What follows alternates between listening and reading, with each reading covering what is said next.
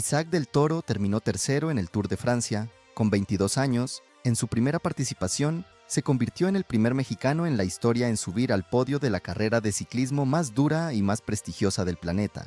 Y la reacción que vino después, empezando por la propia presidenta de México, dice tanto sobre el país como el resultado mismo en la carretera. Lo esencial de la carrera en pocas palabras. Del Toro ganó una etapa en Barcelona al inicio del Tour. Sostuvo 3 semanas de montaña con su equipo debilitado por un virus interno y cerró la competencia en el tercer lugar de la clasificación general, además de ganar el maillot blanco como mejor corredor joven. El título se lo llevó el esloveno Tadej Pogačar, con su quinto Tour de Francia, el tercero de forma consecutiva, empatando el récord histórico de solo 4 ciclistas en toda la historia con 5 títulos: Jacques Anquetil, Eddy Merckx, Bernard Hinault y Miguel Indurain. Segundo quedó el belga Remco Evenepoel. Pero el dato que realmente conecta esta historia con México es otro. Antes de Del Toro, solo 2 mexicanos habían corrido el Tour de Francia en más de un siglo de historia de la carrera. Raúl Alcalá, nacido en Monterrey, debutó en 1986 y logró el mejor resultado mexicano hasta ahora, un 8º lugar en 1989 y 1990, con una victoria de etapa cada uno de esos años. Después de él, Miguel Arroyo corrió el Tour en los años 90 sin acercarse a esas cifras.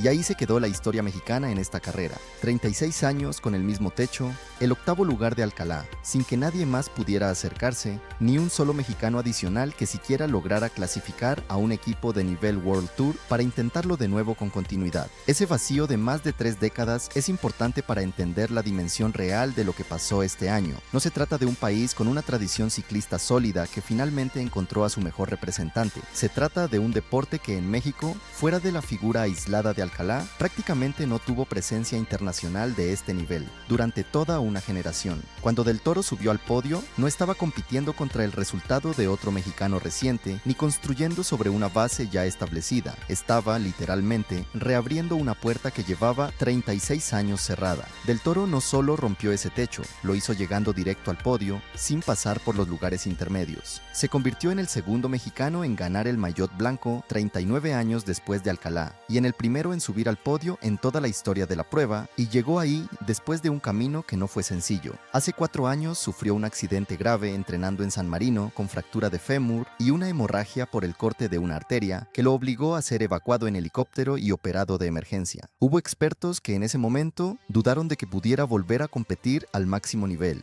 y quienes seguían de cerca su carrera describieron ese episodio como el tipo de lesión que suele marcar el final de las aspiraciones de alto rendimiento para un ciclista, no un punto de partida hacia el podio de la carrera más importante del mundo.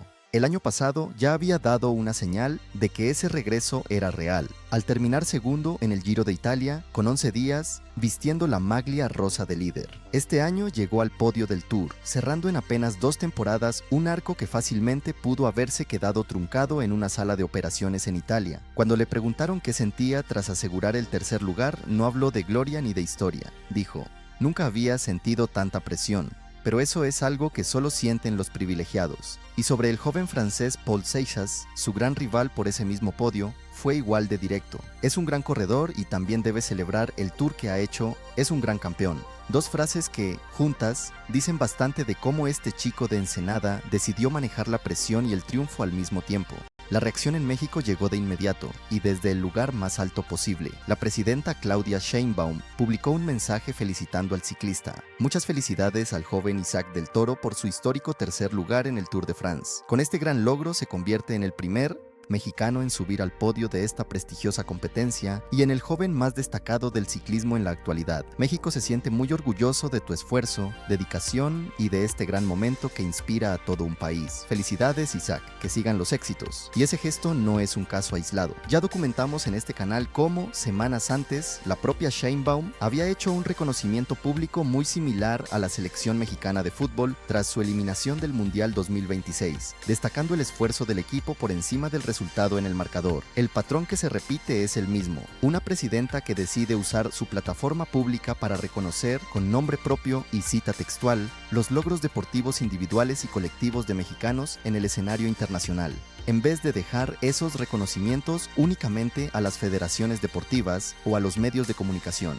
Ese patrón importa más allá de la anécdota, porque conecta con algo que esta serie ha venido documentando durante todo el año: la forma en que México ha construido, evento tras evento, una presencia internacional que ya no depende de un solo momento ni de un solo deporte. Primero fue el Mundial 2026, con reconocimientos que llegaron desde la FIFA, desde jugadores rivales y desde medios internacionales. Ahora es un ciclista mexicano en el podio de la carrera más prestigiosa de su disciplina. Son logros de naturaleza completamente distinta, en deportes que no comparten prácticamente nada entre sí, pero que terminan en el mismo tipo de reacción oficial: la felicitación pública e inmediata desde la presidencia, presentando cada logro como algo que le pertenece a todo el país, no solamente al deportista que lo consiguió. Y hay un efecto adicional que vale la pena señalar: millones de mexicanos que hasta hace 3 semanas no sabían qué es un maillot blanco ni qué significa ser gregario en el ciclismo, terminaron el Tour de Francia siguiendo cada etapa y aprendiendo ese vocabulario en tiempo real. Ese tipo de conversión repentina de una audiencia entera hacia un deporte que tradicionalmente no tenía la misma atención masiva que el fútbol en México es, en sí misma, una medida de qué tanto pesó este resultado en el ánimo colectivo del país durante las últimas 3 semanas, más allá de cualquier cifra de audiencia oficial. Y este tipo de reconocimiento inmediato desde la presidencia no se limita a los deportes de alto perfil como el fútbol o el ciclismo de élite. Se ha vuelto parte de un patrón más amplio de comunicación gubernamental: usar las redes sociales y las conferencias matutinas para destacar con nombre y trayectoria detallada cualquier logro deportivo mexicano que alcance relevancia internacional, sin importar si se trata de un deporte tradicionalmente popular en el país o de uno, como el ciclismo de ruta europeo, que hasta hace pocos años prácticamente no tenía cobertura mediática nacional. Ese cambio de enfoque, de reconocer solamente los deportes de siempre a celebrar públicamente cualquier hazaña mexicana en el escenario global, es en sí mismo parte de la historia que vale la pena seguir observando en los próximos meses, sobre todo pensando en lo que se viene: más carreras de ciclismo internacional, la posibilidad de que Del Toro busque el maillot amarillo en años futuros, y la pregunta abierta de si este momento va a traducirse en más inversión e infraestructura para el ciclismo de ruta dentro de México, un deporte que hasta ahora